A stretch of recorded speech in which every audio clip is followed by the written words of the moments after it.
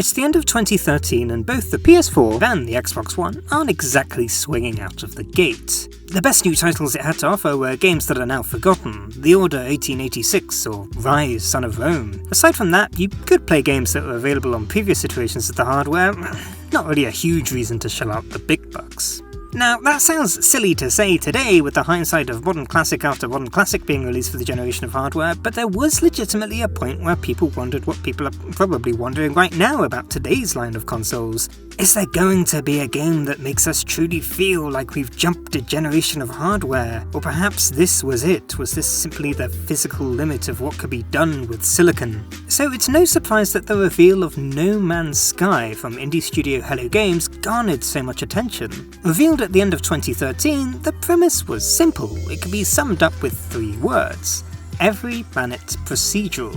No Man's Sky was an algorithmically generated galaxy with a size that rivaled our own. An entire universe filled with unique planets to explore. While procedurally generated worlds were not new, and large video game worlds in particular were definitely not new, it was clear that No Man's Sky was something else. Finally, a realization of all of those video games that you jumped up when you were 12 years old. You can go anywhere, you can do anything. The biggest, best video game you've ever played. It's understandable that the gamers were sent into an anticipation frenzy. You probably know what happens next. No Man's Sky launched in 2016 to massive controversy. It was not the game that people wanted, and potentially not the game that was advertised. If you are someone who watches every trailer and developer interview, then yeah, some of the stuff that was claimed to be in No Man's Sky was not in No Man's Sky. You couldn't meet up with other players, there were no butterflies, the big sandworm was suspiciously absent. While of course video games are constant works in progress, who's to say what feature Hello Games had working at any given time? Who's to say how much of the game we saw was destroyed in the infamous Office flood? Who's to say exactly how excited the ambitious studio's frontman with limited PR and press experience was when talking about the game compared to the boring curated drip feed we get from most studios nowadays? Who's to say how many people explicitly went into this game expecting something specific that was advertised to them rather than just playing the game, not really getting into it, and then reading a post on Reddit that gave them justification to be angry. Yet the court of gamer opinion was not in Hello Games' favour on launch. There was a brief moment where we thought that would be the end of the story. Hello Games went dark and the player counts that you all love looking at plummeted. But the studio did have one luxury that can't be understated when it comes to examining No Man's Sky against other quote-unquote failed launches, and that's that it wasn't a failed launch at all. No Man's Sky had done really well. Hello Games was a small team and No Man's Sky was a full-priced game. Reminiscent of the early access model that has worked out for so many developers over the years, Hello Games kept working on their flagship title. And now we're almost 10 years in. While updates were initially slow, a new No Man's Sky patch is now a semi-cultural event, often attracting headlines and pundits on social media going, wow, yeah, that game is still going. Still going. It's through these updates that No Man's Sky is looked upon more favourably nowadays. Not only have they added the things that were supposedly missing from the game, but they went even further beyond. If you go back and watch the old announcement trailers, the game that you see actually looks like it has less stuff than what you can find today. This is good, this is a good thing. Hello Games presumably have done really well here. They get to do cool, fun tech stuff in video games, and they get to do it for a pretty passionate core audience who will always come back for more. They get to make smaller scale projects such as The Last Campfire and larger scale projects such as Light No Fire, which is definitely coming out on the 26th of November 2027. Just shooting my shot there, you never know. I like No Man's Sky. I like No Man's Sky the way it is now. I think it's pretty good. Every time a new update comes out, I boot it up and play it for a few hours and never really have any complaints. It's fine. So don't worry, if you're a fan of No Man's Sky today, I'm not here to say that it sucks now or anything like that. But it is definitely not the game that it was when it came out. Obviously it can't be. It's had so many updates, a ridiculous amount of updates. Just through stuff alone, it cannot be the same game it was. But there's also more to it than that. I actually think, through these updates, No Man's Sky has lost something. Something that made it special. To find out what that was, we have to go back 10 years, all the way to the beginning.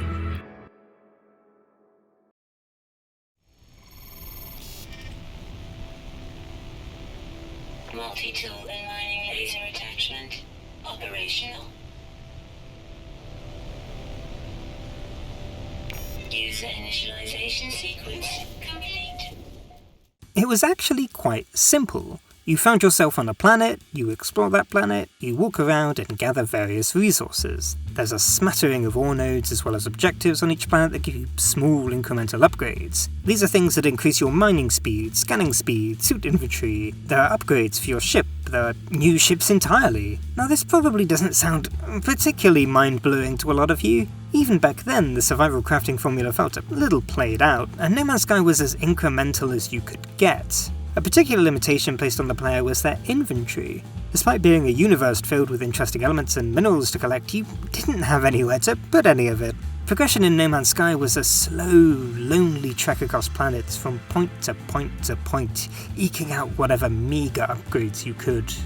And what do these upgrades actually do? How does the player make use of these upgrades? Well, there are tangible benefits. You do get to a point where you don't have to worry about inventory space or having to find fuel for your ship's launch thrusters. It does happen, you can get there. But beyond that, there's not a lot to do in Launch No Man's Sky, and I think it was this in particular, not the promised sandworms or butterflies or the ability to land on asteroids, that was really the prime complaint about No Man's Sky. There was nothing to do. It was a loop of progression for progression's sake. It was slow. Very slow. You could spend hours just on one planet. I always thought a funny thing about the game that it doesn't do anymore was that it would tell you how long it takes to get somewhere. You could see something in the distance and be told, that's a 5-minute walk, that's a 10-minute walk.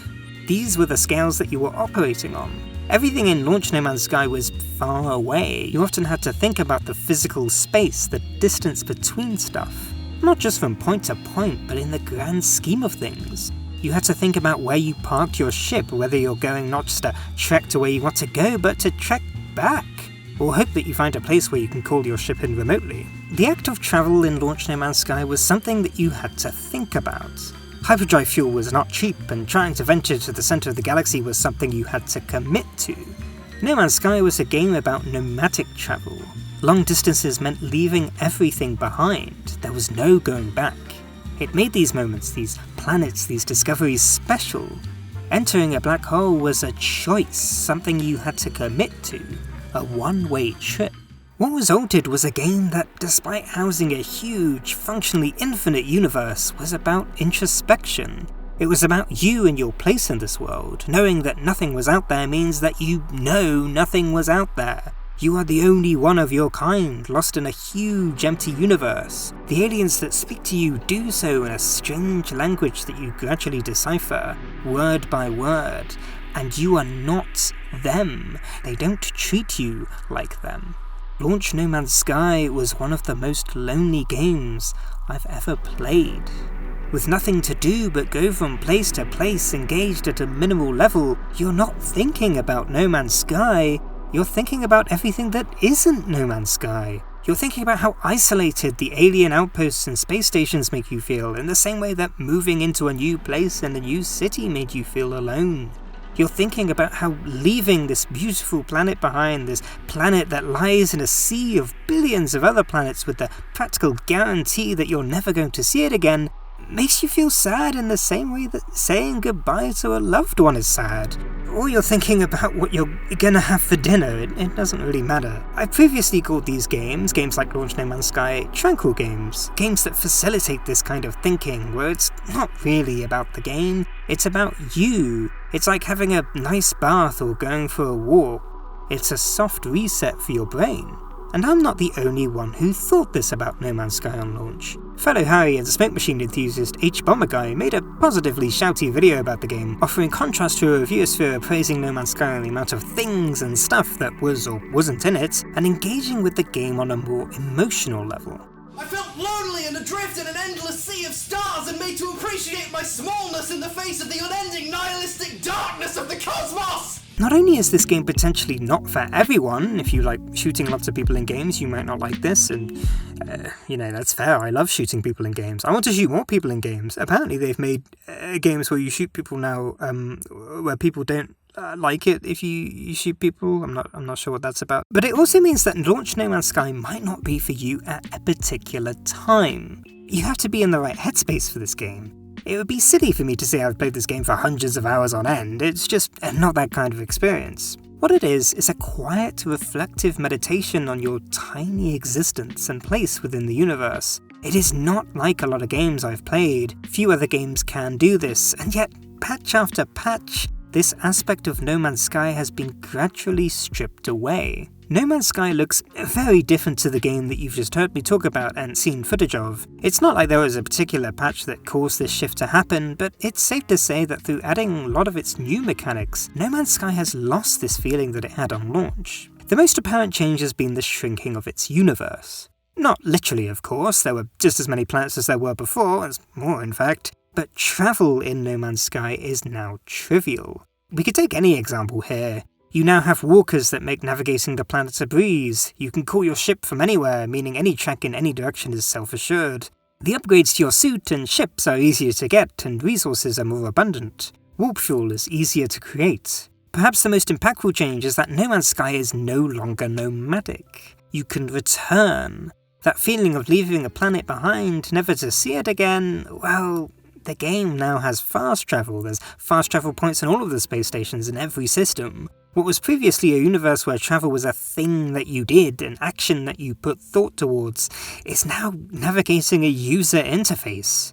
If you like a planet, you can set down routes and make it last forever. You no longer have to say goodbye. Base building is a spectre looming over the entire game. It's one of the primary routes of progression. If you want to do well in No Man's Sky, if you want to do anything, you'll need to have a place to call home. That home needs resources, it needs numbers, it needs power, it needs things that you refine into other things by feeding it fuel and waiting a minute or so. The juxtaposition between launch No Man's Sky being a fleeting experience and current No Man's Sky being a game of numbers and more things, more stuff, has never been reconciled. The universe in No Man's Sky no longer feels big. In order for the universe to feel big, it needs to take a long time to cross it. Something that isn't true when all you need to do to travel between 2 points in a blink of an eye is to set up one portal at one planet and another at another. It also doesn't help that the game is a little bit too subserving to the player. The anomaly, the hub for much of the game's online features and further progression, can be called on at any time. No longer is this a game where the player is merely a part of the universe. They are now the centre of it. Multiplayer doesn't do much to help mitigate this feeling either. The player isn't uniquely alone anymore. There is no longer that feeling of isolation. How can there be? You call up the anomaly and land on it and see other people walking around, existing in the universe just like you. The vendors on these stations, the characters that exist within this huge structure, and indeed many of the characters outside, speak to you in English. It makes sense. The concepts that the game has now, the base buildings, the systems, all of it are now too complex for the characters to not explain in the player's native tongue. In his critique of launch No Man's Sky, Matt Lees from Cool Ghosts, rip to a real one, makes the point that because the game has been algorithmically defined, it can't do anything all exciting within its confines. You can't have a planet that's all bees, because if an objective is on the all bees planet, then the player might be soft-locked. It feels similar here as well. In order to make all of these complex systems work, they've thrown much of it out the window. What's left is a level of power creep that can only be the result of a decade of development. No Man's Sky is now a numbers game. Building your base is a significant investment of resources you'll have to spend a long time mining for. No Man's Sky has quests now. Scan 3 animals or meet 6 different aliens. The progression is much more explicit, and the motivation for doing so much more extrinsic. There are like 6 different currencies in this game now. I don't think it would be a stretch to call No Man's Sky a live service game. It's gone from a game that reflects the very soul of the person playing it to a game where quickscope gaming is going to tell you the best way to farm nanites. The numbers in No Man's Sky are kind of ridiculous and more on the end of the dopamine factory than the light nudge of the original game. Progression in No Man's Sky does feel satisfying as you scan hundreds of planets and predators netting you an unthinkable amount of units, but also quite slow somehow. You've probably had this before when playing an MMO where the thing you need is just out of reach, but you do get it after a struggle and then experience a bit of elation as the tasks you were doing before are now trivial, only to find out there's more stuff on the endless treadmill to struggle towards. Again, I don't necessarily have a problem with this as a video game. I think No Man's Sky as it is today is fun, or at least parts of it are fun. Ultimately, the technology that turned so many heads at the time is still there, it's better than it's ever been. When I take a step back and think about how No Man's Sky works from that standpoint, it's still as impressive as most things that you can find in video games nowadays. But that spirit that the original game had is all but gone. It's certainly too late to go back now. You'd have to somehow reverse a decade of updates or craft on modes or changes to try and bring it more in line, thus alienating the ample player base that is on board with the game as it exists today. So really, I don't think No Man's Sky needs to make any kind of return to its style on launch for lots of reasons.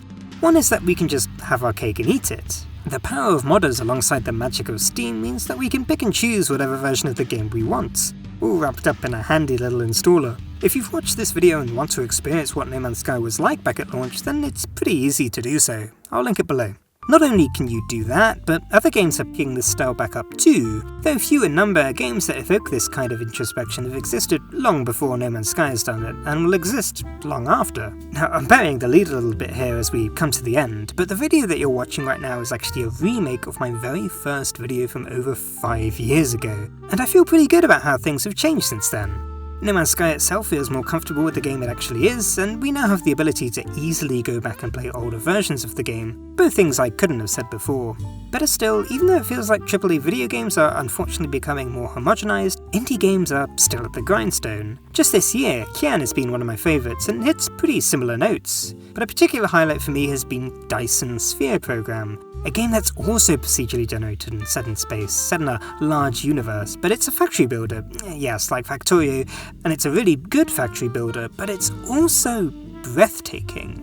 You start out on a single planet, but then, spoilers, you can launch off into space and travel to other planets. The first time I touched down on one is genuinely one of the most mind-blowing things I've had happen to me in a video game. This tiny rock that I spent hours building my factory on was simply one of many. Despite being able to construct a factory that spans the galaxy, I am alone, and I am small, and space is really, really, really, really big. Dyson's Sphere program is probably one of my favourite games ever just because of this, just because it evokes the same feelings I felt when I played No Man's Sky on launch. In my original video, I ended hoping that the developers of the future would not forget what No Man's Sky did. And 5 years later, I can end this one delighted to say they did not. Hello, thank you for watching. I hope everything in your life is going as well as it can at the moment, considering the context with which we find ourselves in. As I did mention towards the end that this video is a remake. It's a complete, from the ground up remake as a part of the Essay Library Remake Jam, which means that loads of video editors are going to be remaking their old videos this month. There's probably a playlist somewhere which I'll try and find and put in the description, so be sure to check that out. But don't worry, my original video on No Man's Sky is still available on the channel. I don't like it when YouTubers delete their old videos, so I've kept it around. I've tried to keep them separate and standalone, so you can check that out if you want. It's probably not as polished or smoothed as this one is. Who knows, maybe there's a certain charm and roughness to that video that, like with Launch No Man's Sky, you'd prefer. Probably not, but still. I also think it's funny that at the end of that video, I say that it's the only video that I'm going to make. Over 40 videos later, I guess I was wrong about a few things. So yeah, here's hoping there's more videos in the future. So with that said, take care. I'll see you next time.